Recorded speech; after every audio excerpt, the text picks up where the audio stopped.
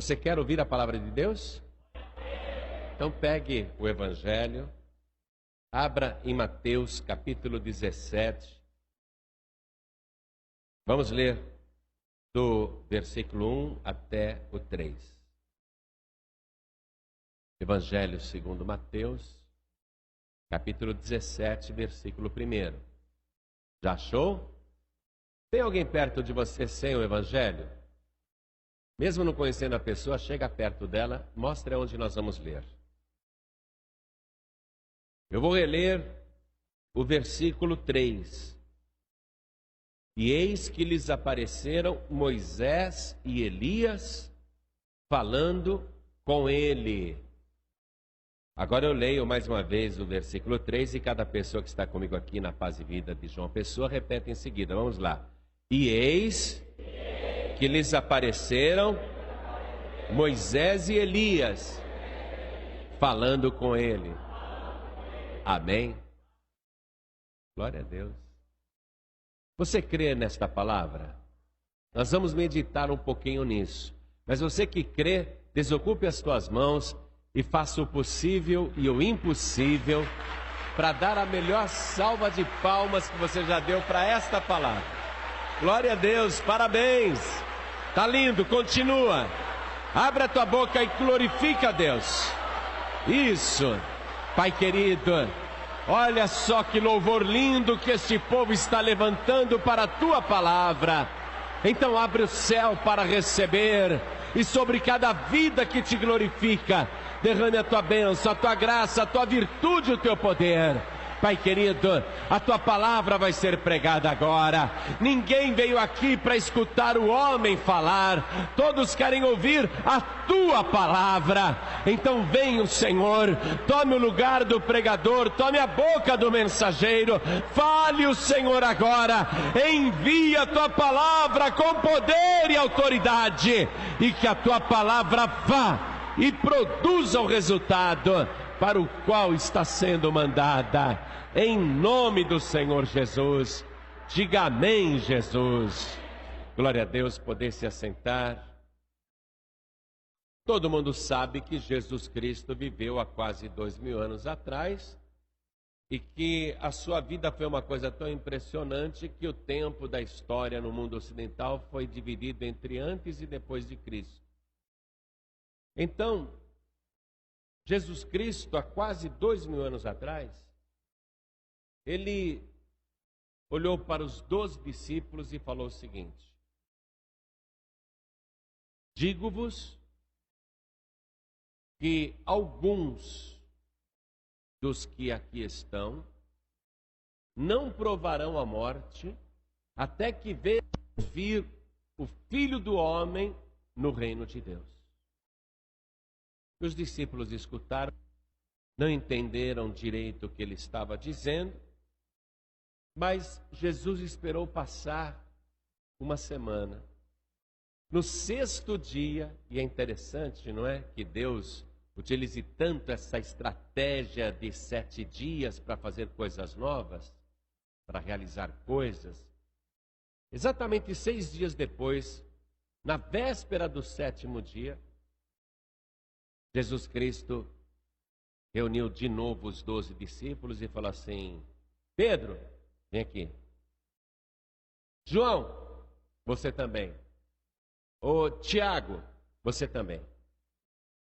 E ele deixou os 9 ali, e somente com Pedro, João e Tiago, ele começou a subir um monte muito alto, o Monte Hermon.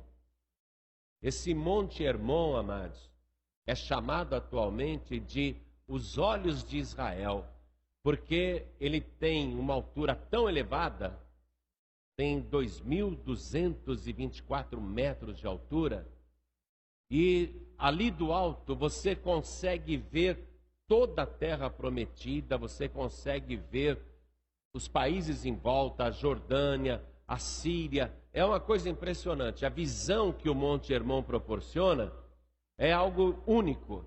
É o ponto mais alto de Israel. É a parte mais elevada do país. Então Jesus subiu com Pedro, Tiago e João esse monte chamado Hermon, cuja tradução quer dizer santuário. Então Jesus subiu o monte Hermon levando apenas 3 discípulos. 6 dias depois de ter dito, alguns há dos que estão aqui, que não provarão a morte até que vejam vir o Filho do Homem no reino de Deus. Então ele começa a subir com estes 3, e os 3 nem imaginam o que está para acontecer. Não sabem porque foram chamados ali, não sabem porque estão com este privilégio, nem imaginam que irão participar de um testemunho extraordinário. E ele costuma fazer isso mesmo, revelar coisas especiais, não para todo mundo, mas para alguns. Os discípulos um dia perguntaram para Jesus, são muitos os que se salvam? Ele falou, não. A porta é estreitinha. Muitos tentam entrar, mas a maioria vai pela porta larga. Apenas alguns conseguem passar pela porta estreita. Deus, Ele está à disposição de toda a humanidade, de cada pessoa na face da terra. Mas algumas coisas Ele não revela para todos. Não é? Justo seria se Jesus dissesse, os 12, venham comigo no monte, eu vou mostrar uma coisa muito legal para vocês. Mas ele falou, Pedro, Tiago e João, vem comigo. Não é? Há privilégios? Há. Depende de como a pessoa se relaciona com ele. Eu tenho certeza que Pedro, Tiago e João foram escolhidos entre os 12, não porque eram mais bonitos ou porque eram mais inteligentes, mas sim pela maneira como eles se relacionavam com Jesus. Pedro, por exemplo, era o camarada entre os 12 que mais fazia perguntas para Jesus. Era o que mais queria aprender e tinha curiosidade para aprender. João, por exemplo, era aquele discípulo que ficava tão próximo de Jesus que constantemente ele era visto colocando a cabeça no peito de Jesus, como um filho assim que abraça o pai. E como Tiago era irmão de João, ia de carona, estava sempre pertinho de Jesus. Quanto mais próximo você está de Jesus, mais coisas Ele irá revelar para você. Olha só, Jesus foi subindo aquele monte, sem dizer uma única palavra para os 3. Quando chegou lá em cima, e diz a palavra, naquele alto monte, nós lemos ali, Jesus transfigurou-se diante deles. Quer dizer, Ele mudou a figura. Na verdade, é como se Ele tirasse o disfarce humano, o invólucro humano, e se revelasse como realmente Ele é. Ele se transfigurou de homem para o que realmente Ele é, o próprio Deus. Então, naquele momento, a sua glória apareceu. Nós lemos aqui, olha que expressão interessante. O seu rosto resplandeceu como o sol. Você consegue olhar para o sol? É difícil. Se você insistir em olhar para o sol, você vai queimar a retina, vai ficar cego. O rosto de Jesus transfigurou como o sol, isto é, ele começou a resplandecer. Era difícil olhar para o rosto de Jesus. Era difícil para Pedro, Tiago e João olhar para Jesus como eles sempre olhavam. Não dava mais para vê-lo como homem. Era impossível olhar para Jesus e vê-lo como Nazareno, como Galileu. Era impossível, o seu rosto resplandecia, era difícil olhar para Jesus. Diz aqui também, e as suas vestes se tornaram brancas como a luz. Essa expressão, branca como a luz, me intriga, sabe por quê? Porque naquela época a luz não era branca, era amarela. Eles só conheciam a luz de tocha, eles só conheciam a luz de vela, eles só conheciam a luz de candeia, aquela luz amarelada, aquela luz fraca. Mas eles viram a veste do Senhor Jesus resplandecer, mas resplandeceu tanto. Não havia lâmpada fluorescente naquela época, essa luz branca que a gente conhece. Eles só conheciam a luz amarela, mas brilhou tanto que eles disseram, as suas vestes se tornaram brancas como a luz. Eles não tinham essa visão da luz branca, mas brancas como a luz. Foi uma revelação naquela hora. Eles estavam vendo a verdadeira luz do mundo, que é Jesus. Eles contemplaram a luz do mundo. Agora, quando a gente compara esse relato de Mateus com o de Marcos, porque Marcos também conta essa história, a gente vê mais algum detalhe. Vamos comigo no Evangelho de Marcos, capítulo 9, versículo 3. Esse cruzamento de informações eu já fiz no Evangelho Reunido e no livro Jesus, a Vida Completa. Ali você encontra todos os relatos intercalados e colocados na ordem cronológica. Mas veja só uma coisa aqui. Diz assim, Marcos descrevendo a mesma situação. E as suas vestes, quer dizer, as vestes do Senhor Jesus, tornaram-se resplandecentes, em extremo brancas, como a neve. Ele não comparou com a luz, ele comparou com a neve, porque a neve era a maior referência de brancura que eles tinham. Mas ele considerou que era pouco descrever aquela brancura como a brancura da neve. Tais como nenhum lavadeiro sobre a terra as poderia branquear. Um branco tão extraordinário que eles disseram: nunca vimos um branco igual a este. Jesus estava se revelando ali na sua santidade, na sua glória como ele é.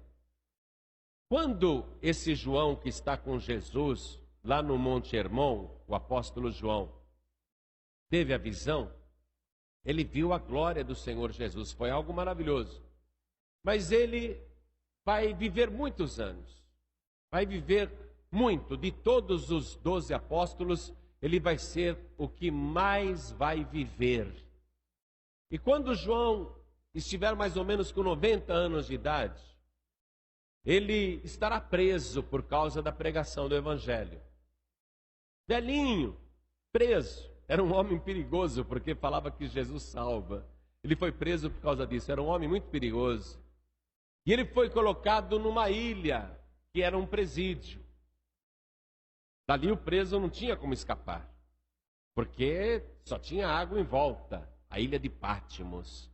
E ele estava ali preso naquela ilha, 90 anos de idade.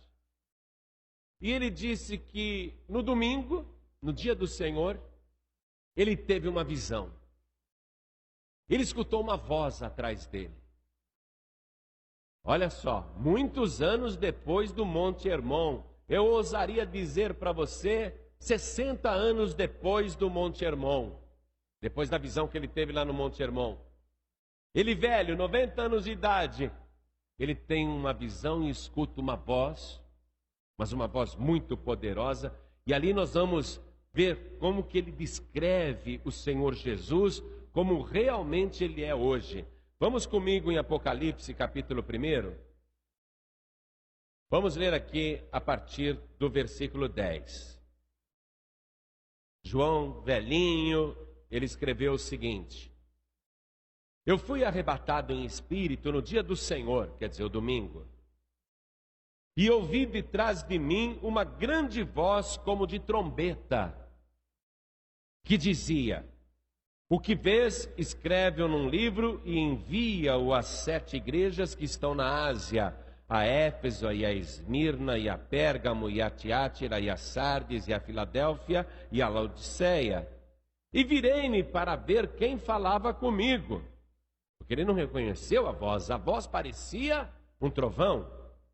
E virando-me, vi 7 castiçais de ouro, e no meio dos 7 castiçais, um semelhante ao Filho do Homem. Puxa, parecia Jesus, hein?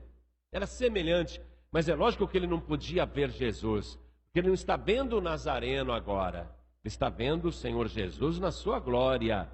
Mas ele diz, é semelhante, vestido até aos pés de uma veste comprida, e cingido pelo peito com um cinto de ouro. Quer dizer, ele está vendo um homem, ele está no meio de 7 castiçais, e ele tem uma veste comprida até aos pés e tem um cinto de ouro assim no peito. João olha para ele. João está impressionado com a visão. E ele diz, versículo 14: e a sua cabeça e cabelos eram brancos, como lã branca, como a neve, e os olhos como chama de fogo, por isso que resplandece como o sol.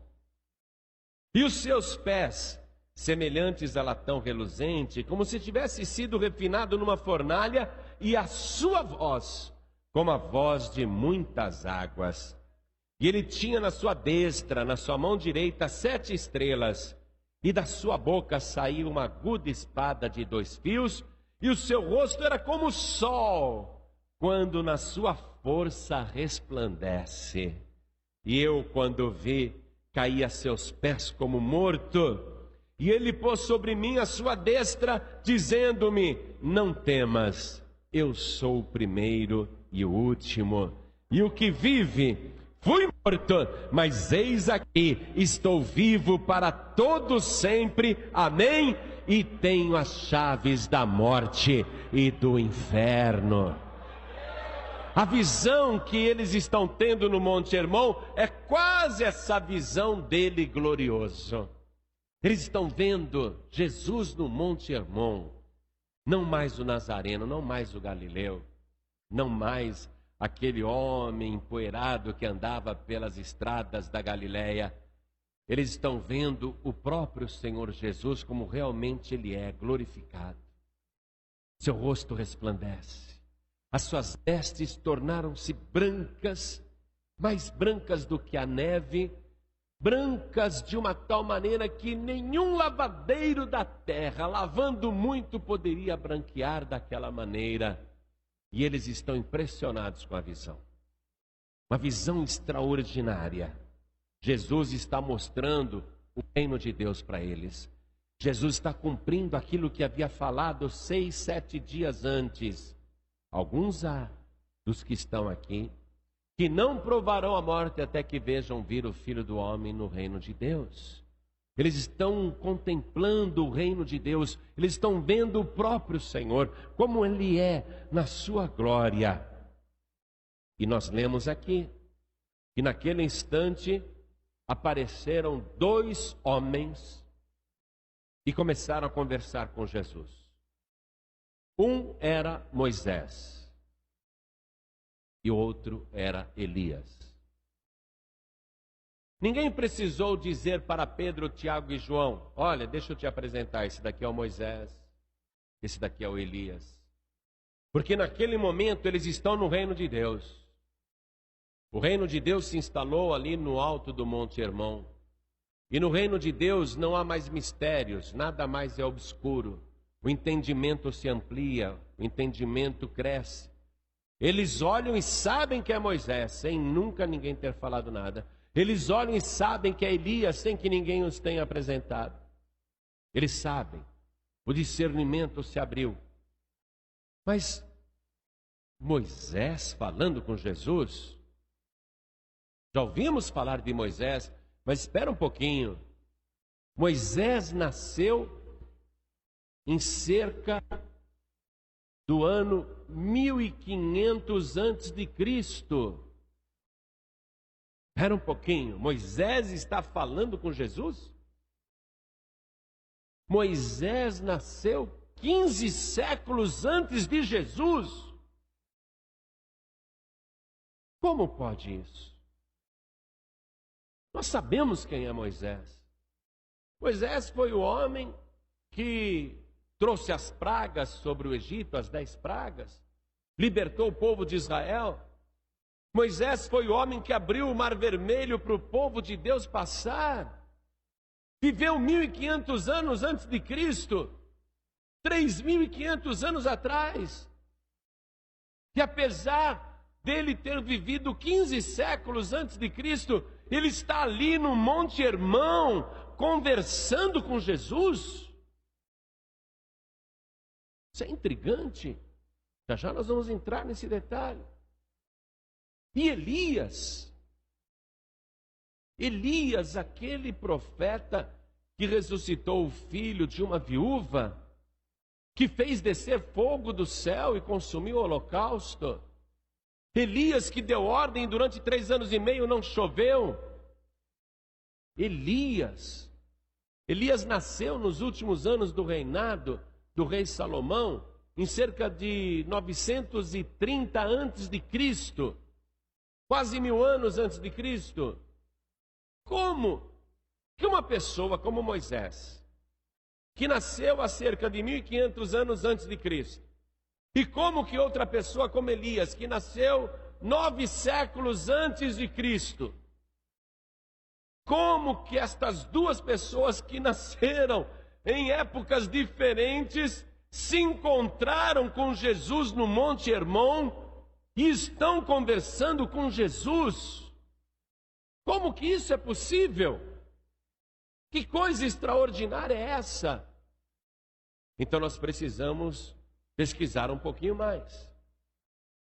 Quando Moisés, aos 120 anos de idade, levou o povo até as fronteiras da terra prometida, Deus falou para Moisés: Moisés, você não vai entrar lá. Sobe naquele monte. E Moisés se despediu do povo, subiu no monte, um monte que ficava na fronteira com Israel, e ele só viu de longe a terra prometida. O povo de Israel nunca mais viu Moisés. Eles, inclusive Josué, acreditaram que Moisés morreu, porque ele tinha 120 anos de idade. Acreditaram que ele morreu ali naquele monte, e que o próprio Deus o sepultou em algum lugar, e escondeu o lugar da sepultura para não ter romaria ali. Mas vamos ver isso no livro de Deuteronômio, capítulo 34, versículo 5. Me acompanhe, por favor. É interessante a gente meditar nisso. Livro de Deuteronômio, capítulo 34, versículo 5, está escrito. E note que esse livro foi escrito pelo sucessor de Moisés, o finalzinho deste livro. Josué escreveu assim: morreu ali Moisés, servo do Senhor, na terra de Moabe, conforme o dito do Senhor. Este, quer dizer, Deus o sepultou num vale, na terra de Moabe, defronte de Bet-peor, e ninguém tem sabido até hoje a sua sepultura. Isso é o que Josué acreditou na época, porque ninguém localizou o cadáver de Moisés. Ele morreu. Se ele morreu, teria um velho deitado ali, um homem idoso de 120 anos. Teriam encontrado o cadáver. Mas se cavaram uma sepultura naquele lugar, então achariam um sepulcro. Mas ninguém achou nem sepultura nem cadáver. Pode acreditar, procuraram muito. A conclusão final daquela investigação foi: ele morreu e Deus o sepultou e escondeu o lugar da sepultura. Isso é o que eles acreditavam. Josué está enganado, o povo de Israel está enganado. Eu vou te provar isso. Vou te provar que Moisés não morreu ali, nem foi sepultado ali. Mas, pastor, está escrito na Bíblia. Espera um pouquinho. Josué escreveu aquilo que ele concluiu. Aquilo não foi Deus que ditou. Ele imaginou: Moisés morreu e Deus o sepultou e escondeu a sua sepultura. Muito bem. E Elias? E Elias? Elias, quando conseguiu encontrar um sucessor e fez um discípulo, Elias falou: eu vou ser arrebatado ao céu. Eu irei partir da terra. Você vai continuar o meu trabalho aqui.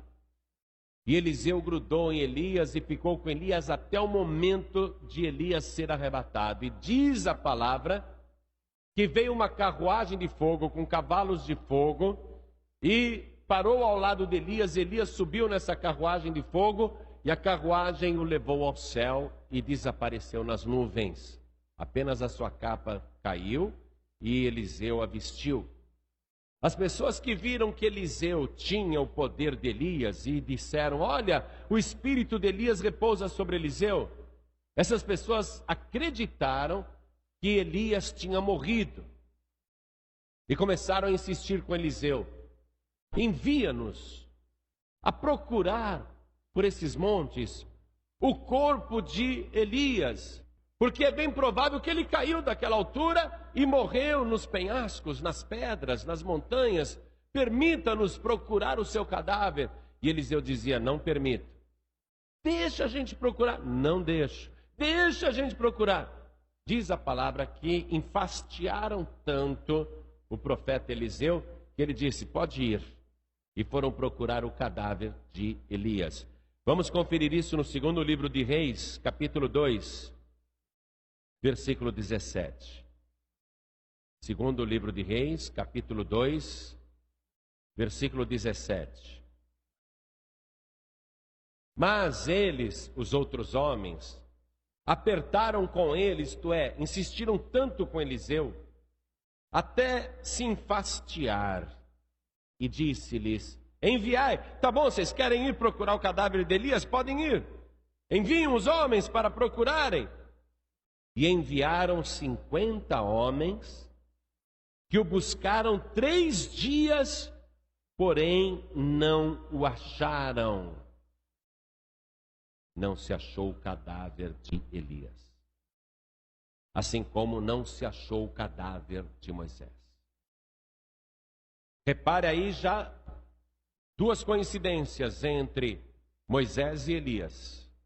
Repare aí 2 coincidências. O cadáver não foi encontrado. Repare também outras coincidências entre esses 2 profetas que viveram em épocas totalmente diferentes. Moisés abriu o Mar Vermelho. Elias abriu o Rio Jordão. Moisés subiu no monte de Deus, no monte Sinai, que também é chamado de Horebe, e ficou ali 40 dias e 40 noites sem comer, recebendo instruções de Deus acerca da palavra. Elias, em outra época, também vai para o mesmo monte Horebe, o monte Sinai, e ele fica dentro de uma gruta, de uma caverna, dormindo, e um anjo o acorda e diz: teu caminho é muito longo, coma este pão que eu trouxe e comece a sua caminhada. E diz a palavra que Elias comeu aquele pão trazido pelo anjo, e que ele, depois dessa refeição, ele ficou 40 dias e 40 noites sem comer. Impressionante também. Mais uma coincidência.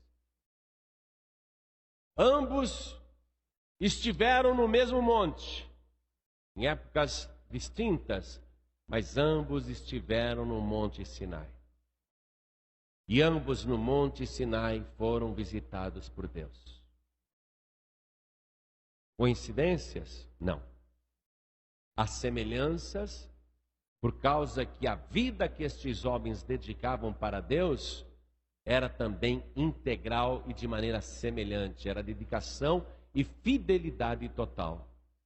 Agora, veja uma coisa aqui, que estas 2 pessoas, Moisés e Elias, estão conversando agora com Jesus no Monte Hermon, e isso é um claro sinal de que eles não morreram. Esses 2 cujos cadáveres nunca foram achados, estão agora no Monte Hermon conversando com Jesus, e é evidente que eles nunca morreram.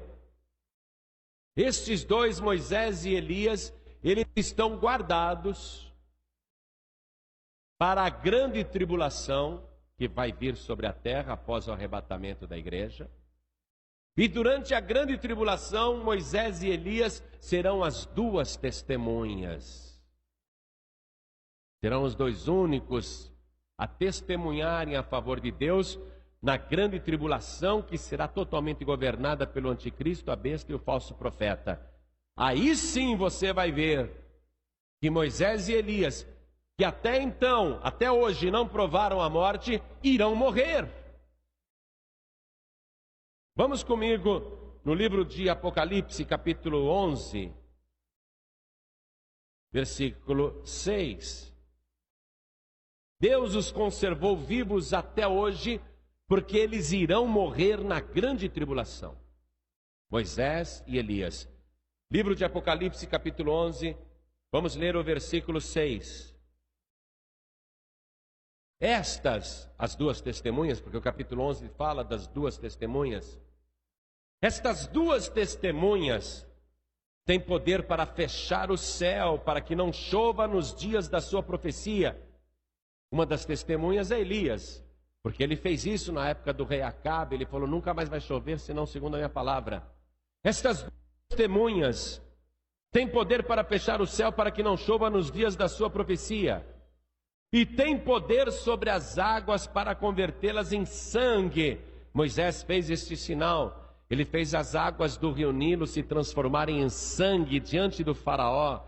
Até as águas que estavam dentro dos vasos e das bacias se transformaram em sangue. Estas duas testemunhas claramente está falando de Moisés e Elias. E para ferir a terra com toda sorte de pragas, quantas vezes quiserem. Moisés feriu o Egito com 10 pragas. Durante a grande tribulação, ele vai poder ferir a terra com pragas, como ele fez com o Egito. Ele vai colaborar para que a grande tribulação seja mais tribulosa ainda. Quantas vezes quiserem. E diz aqui a palavra, versículo 7. E quando acabarem o seu testemunho, por isso eles são as duas testemunhas, a besta que sobe do abismo lhes fará guerra, e as vencerá e as matará. Moisés e Elias têm um dia marcado para morrerem. Durante a grande tribulação, depois de aumentarem a tribulação para os habitantes da terra, eles vão ser combatidos pela besta e serão mortos pela besta. É aí que eles irão morrer, porque até hoje eles não morreram. E eles vão morrer por quê, amados? Porque Deus determinou isso. Tu és feito de pó, e ao pó retornarás. Eles ainda não retornaram ao pó. Agora eles vão morrer, vão passar pela morte. Jesus passou pela morte. Eles têm que passar pela morte. E por que eles têm que morrer? Principalmente por quê?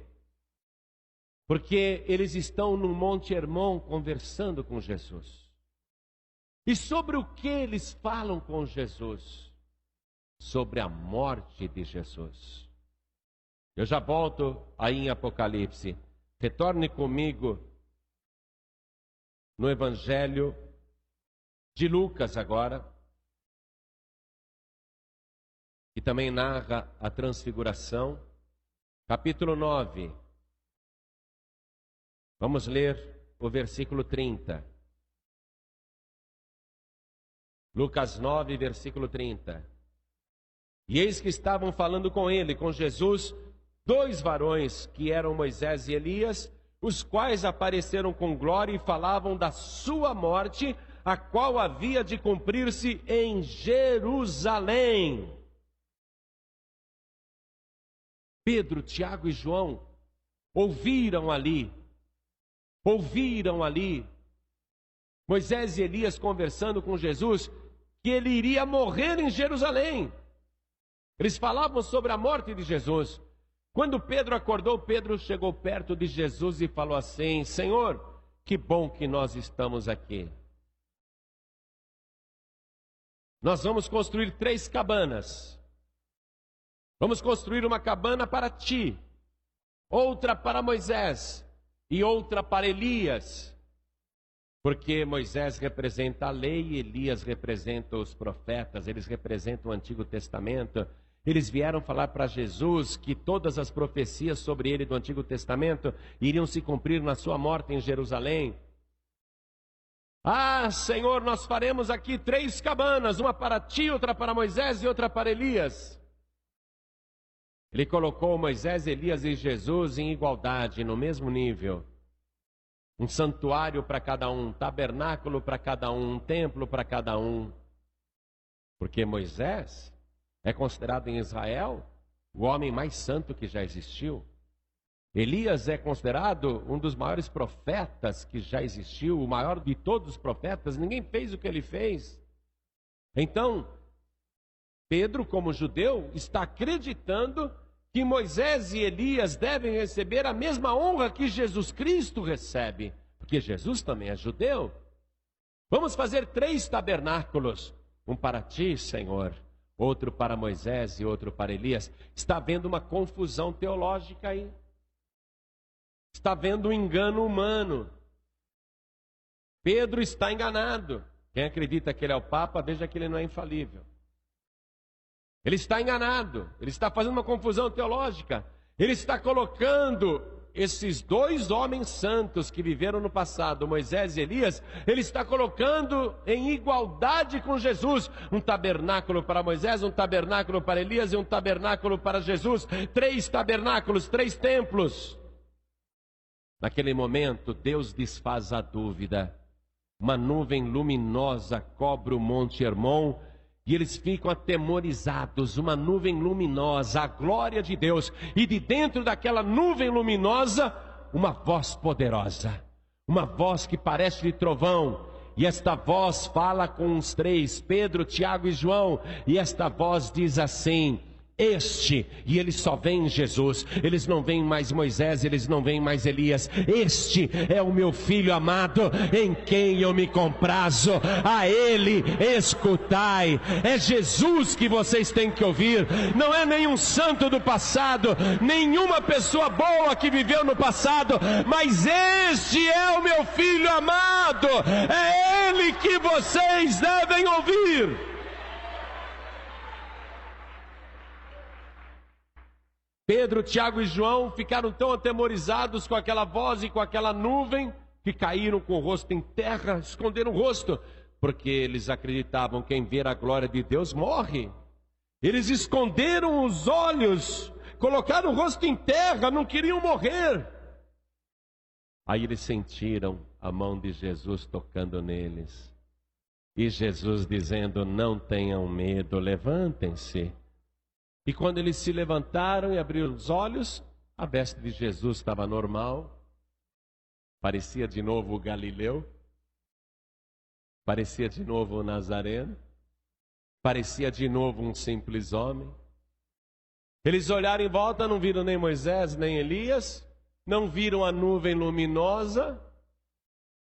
Ficaram confusos. Aí Jesus disse para eles, vamos ler? Estou agora em Mateus capítulo 17. Vamos ler a partir do versículo 7. E aproximando-se, Jesus tocou-lhes e disse: levantai-vos e não tenhais medo. E erguendo eles os olhos, ninguém viram, senão a Jesus. Você não pode ver mais ninguém, é só Jesus que você tem que ver, amém? E descendo eles do monte, Jesus lhes ordenou, dizendo: a ninguém conteis a visão, até que o Filho do Homem seja ressuscitado dos mortos. Moisés e Elias vieram falar da sua morte. Eles ouviram.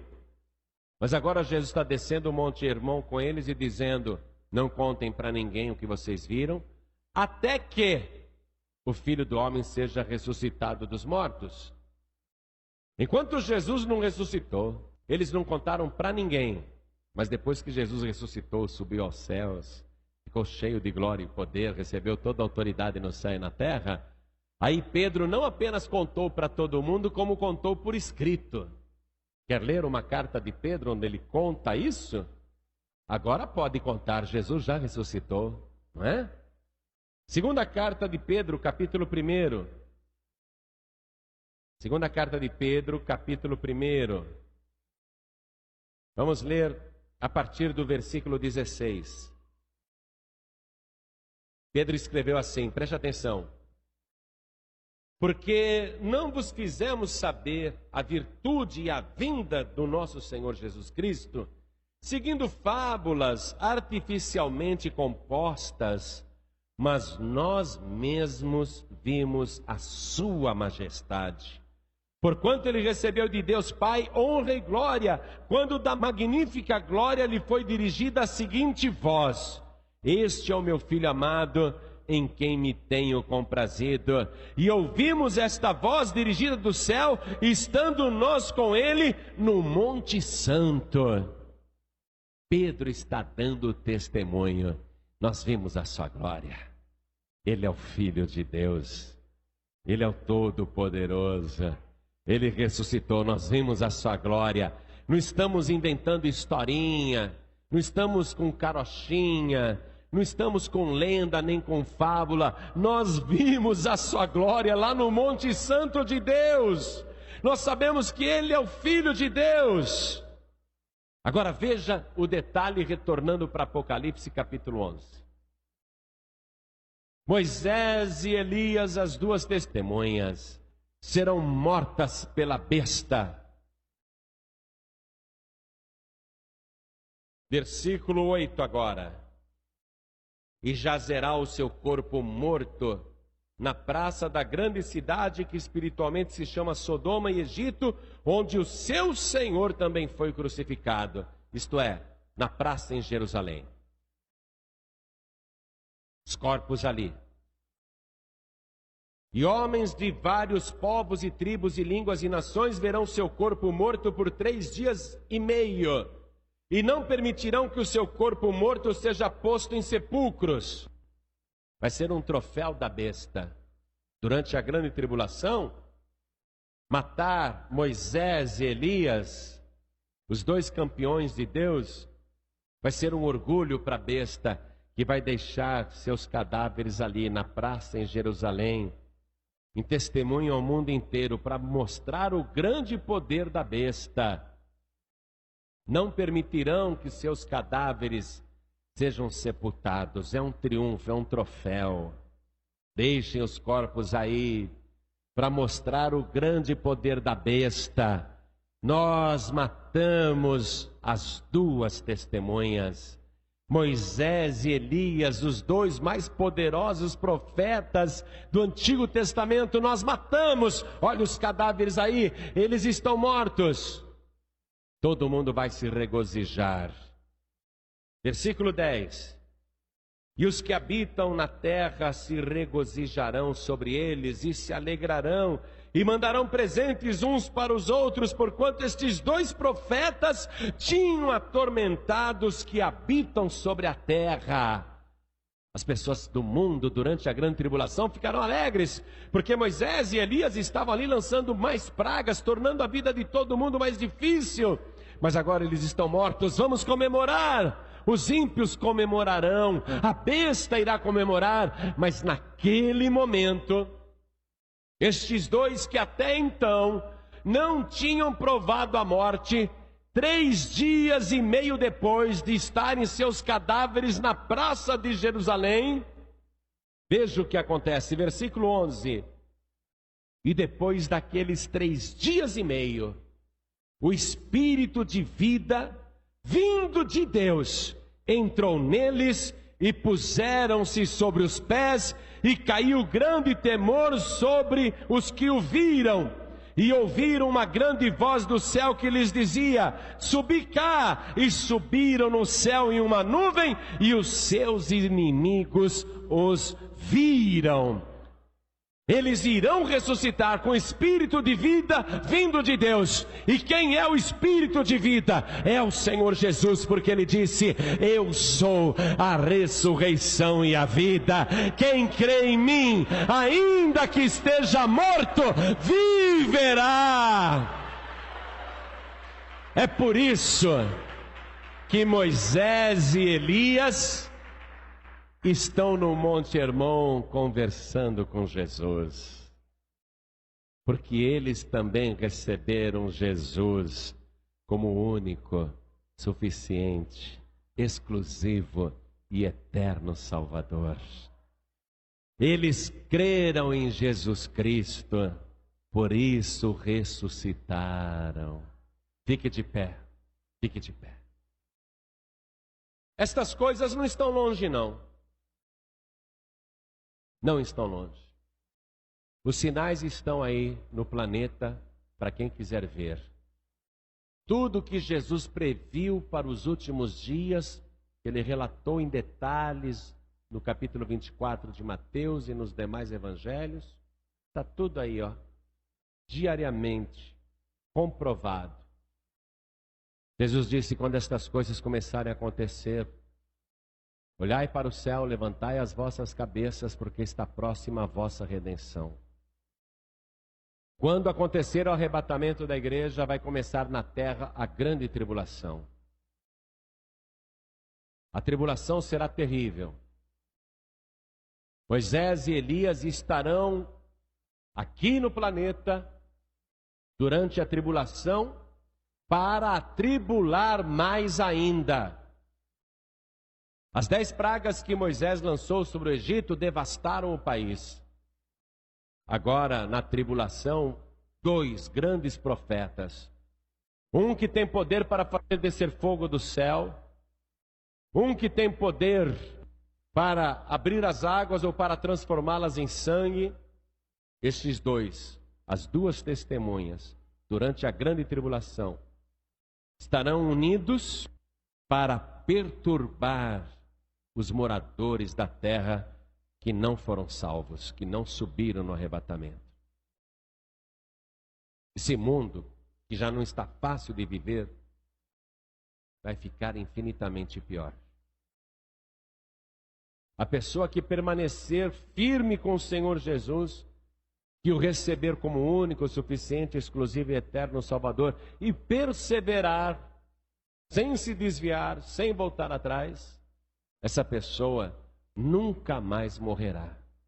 Ainda que ela seja morta, ou ainda que o seu corpo morra, essa pessoa vai ressuscitar, porque crê em Jesus Cristo.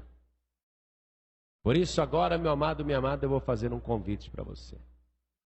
Um convite para você declarar a tua fé só em Jesus. Na época de Pedro, Tiago e João e dos demais apóstolos, os maiores santos que poderiam ser venerados eram Moisés e Elias. Mas Deus falou: não. Esse é o meu filho amado, a ele escutai. Na nossa época agora tem tantos santos, mais do que Moisés e Elias. Mas Deus não mudou.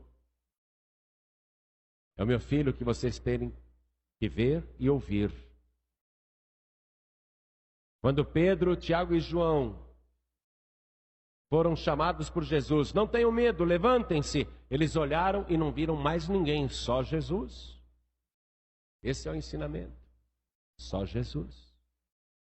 Você não pode ver mais ninguém, só Jesus. Ele é a ressurreição e a vida. Ele é o único caminho. Ele é o primogênito dos mortos. Ele morreu, mas ele ressuscitou no 3º dia, não é? Num domingo como esse, ele ressuscitou. E todos os que nele creem, confiam nele, permanecem fiéis, mas só nele, essas pessoas serão salvas. Pedro não poderia dizer: eu acredito em Jesus, mas eu continuo acreditando em Moisés e Elias. Deus foi claro: esqueçam Moisés e Elias. São minhas testemunhas, são meus servos, são homens especiais.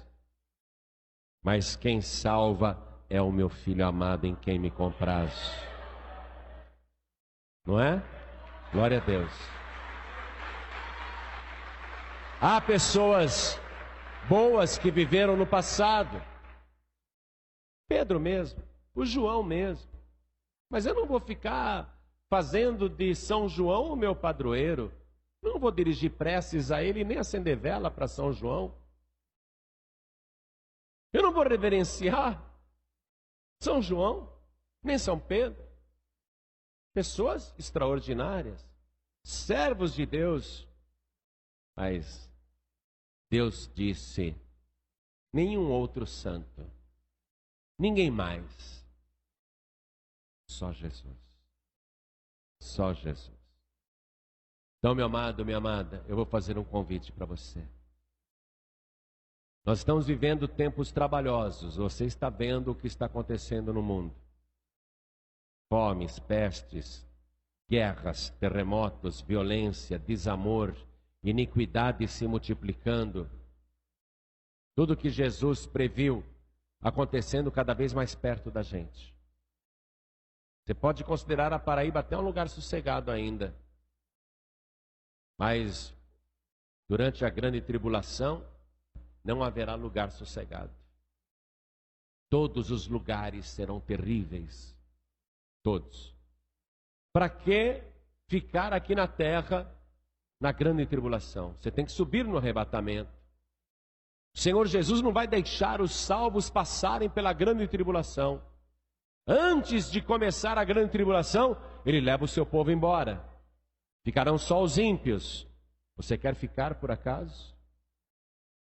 Para você subir no arrebatamento, você tem que ter só Jesus como teu único, suficiente, exclusivo e eterno Salvador.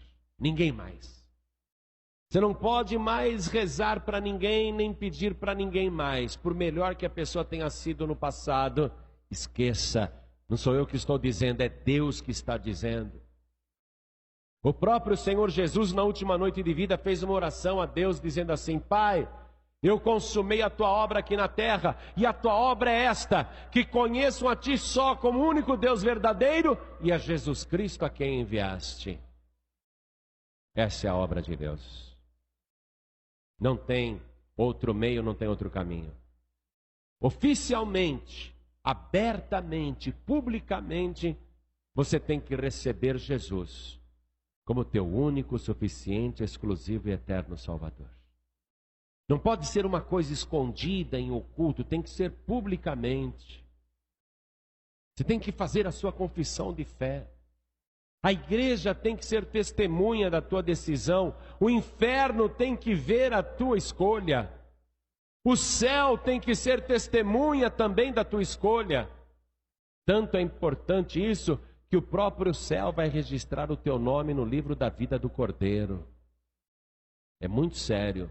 Por isso que não dá para a pessoa ficar na encolha, ficar escondido, escondida, querendo entregar a vida para Jesus. Tem que criar coragem, tem que ser abertamente, tem que ser publicamente. Tem que deixar de lado tradição religiosa, preconceito religioso. Nós não estamos falando de religião aqui, nós estamos falando da verdade. Você só ouviu a verdade. Só a verdade. Qualquer outra coisa que te ensinaram, se estiver fora deste livro, não serve. E a Escritura inteira, tanto no Antigo Testamento como no Novo, só fala de Jesus Cristo. No Antigo Testamento, a palavra é velada, é em oculto. Mas no Novo Testamento está totalmente revelada. É só Jesus. Na época de Jesus só existia o Antigo Testamento, o Novo não estava escrito. E Jesus dizia para aquela geração: examinai as Escrituras, vós julgais ter nelas a vida eterna, e são elas que de mim testificam. O Antigo Testamento só fala de Jesus. Não tem outro jeito. Você precisa agora tomar uma decisão. E voluntariamente, porque ninguém vai te obrigar, nem Deus te obriga. Voluntariamente, é você que quer. Você tem que levantar a sua mão e dizer: eu quero receber o Senhor Jesus, o Filho de Deus, como meu único, suficiente, exclusivo e eterno Salvador. Quem quer fazer isto, erga sua mão direita bem alto. Todos que querem. Eu quero, pastor. Eu quero entregar minha vida para Jesus agora. Eu quero abertamente entregar minha vida para Jesus. Eu não quero ficar na grande tribulação, não, pastor. Eu quero ser salvo, eu quero subir no arrebatamento da igreja. Eu quero colocar a minha vida no altar de Deus. Você que está afastado, afastada, desviado, desviada, erga sua mão também, porque esta é a hora da tua reconciliação com Deus. É a hora de você entregar tua vida para Jesus. Os que ergueram as mãos, Venham aqui para frente comigo, por favor, e vamos aplaudir o Senhor Jesus por cada vida que está chegando. Quero te parabenizar porque você está escapando de um tempo tão atribulado como nunca se viu na terra. Estamos vivendo um momento em que até os salvos estão correndo perigo. Preste atenção. Estamos vivendo uma época tão trabalhosa, tão difícil, que até quem já entregou a vida para Jesus corre o risco de ficar na grande tribulação. Porque Jesus tinha 12, mas escolheu só Pedro, Tiago e João para ver o reino de Deus no alto do Monte Hermon. São poucos os que se salvam, infelizmente. Por isso que eu digo, até as pessoas que uma vez já entregaram a vida para Jesus, estão arriscadas a ficarem na grande tribulação. Aí você tem que fazer a sua reflexão. Aí é você e Deus. Mas se você sente uma insegurança, pastor João Ribe, eu tenho medo. Se as trombetas soarem agora, eu não sei se eu subo. Eu tenho medo. Você que tem esse receio, vem aqui para frente em nome de Jesus, porque nós vamos orar. Porque o objetivo da palavra de Deus e do Espírito Santo é te aperfeiçoar em Cristo Jesus. O objetivo da oração é interceder por você, para que você se fortaleça na tua fé, para que você fique firme no caminho, para que você não desista no meio do caminho, para que você não perca aquilo que você já conquistou. Jesus diz assim em Apocalipse: guarda bem o que tens, para que ninguém tome a tua coroa, a coroa da salvação. O diabo está doidinho para tomar a tua coroa da salvação. Se você sente dificuldade agora em seguir Jesus, ou se não está seguindo o Senhor com perfeição, vem aqui para frente que nós vamos orar, vamos interceder, vamos colocar a nossa vida no altar de Deus. Você que está ouvindo pela rádio, ou acompanhando pela internet, ou assistindo talvez numa fita de vídeo, ou na TV, chegou a hora de você tomar a sua decisão também, como as pessoas estão fazendo aqui na Paz e Vida em João Pessoa, na Paraíba, Brasil. Você que está ouvindo à distância, quer entregar a vida para Jesus ou voltar para Jesus, quer se firmar com Jesus, então se ajoelhe ao lado do teu rádio, ao lado do teu computador, ao lado do teu televisor, porque nós vamos orar. Vamos nos ajoelhar também aqui diante do altar. Coloque a mão direita sobre o teu coração. Faça esta oração com bastante fé. Ore assim comigo. Meu Deus e meu Pai. Com bastante fé. Meu Deus e meu Pai. Eu ouvi a tua santa palavra. E a tua palavra me foi o bastante.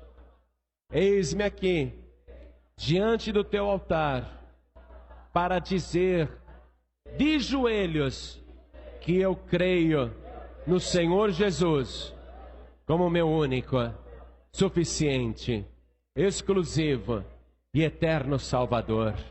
Perdoa, meu Pai, os meus pecados, as minhas iniquidades. Apaga agora as minhas transgressões. Retira de mim tudo que não te agrada. Me aperfeiçoa, Senhor, para aquele grande dia, o dia do arrebatamento, quando o meu corpo também e as minhas vestes serão transfiguradas à semelhança do Senhor Jesus. Eu não quero ficar na grande tribulação. Me sustenta, Senhor, com as tuas mãos. Se eu cair, me levanta na mesma hora. Me acode, não me deixe desistir. Me dá, Senhor, a tua bênção e a tua vitória. Me ajuda a perseverar até o fim. Em nome de Jesus, o meu único, suficiente, exclusivo e eterno Salvador, para todos sempre. Amém.